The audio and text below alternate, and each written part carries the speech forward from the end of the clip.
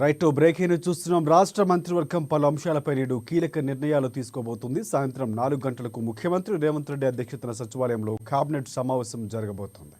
గత నెల 30నే మంత్రి మండలి భేటీ నిర్వహించేందుకు ఏర్పాట్లు చేసినప్పటికీ మాజీ ప్రధాని మన్మోహన్ సింగ్ మరణించినందున వాయిదా పడింది. రైతు భరోసా విధి విధానాలు అర్హతల నేడు ఖరారు కాబోతున్నాయి. ఇక పంట వేసిన వారందరికీ రైతు భరోసా సుదీర్ఘ సంప్రదింపులు చర్చల తరువాత రైతు భరోసాపై కేబినెట్ సబ్ కమిటీ శుక్రవారం సీఎం రేవంత్ రెడ్డికి నివేదిక సమర్పించింది.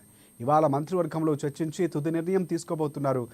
పంట వేసిన వారందరికీ రైతు భరోసా ఇవ్వాలని, ఆదాయ పన్ను చెల్లింపు, ఎకరాల పరిమితి ఉండొద్దని మంత్రివర్గ ఉపసంఘం సూచించింది. రేపటి నుంచి దరఖాస్తులు స్వీకరించాలని సిఫార్సు చేసింది.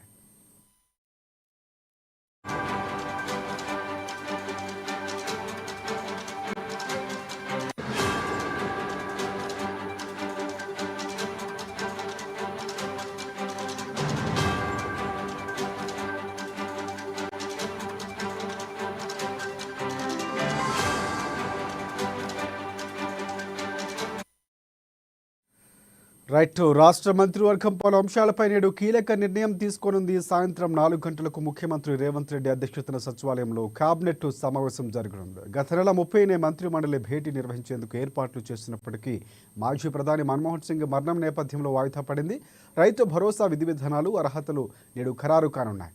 పంట వేసిన వారందరికీ రైతు భరోసా సుదీర్ఘ సంప్రదింపులు చర్చల తర్వాత రైతు భరోసాపై కేబినెట్ సబ్ కమిటీ శుక్రవారం సీఎం రేవంత్ రెడ్డికి నివేదిక సమర్పించింది.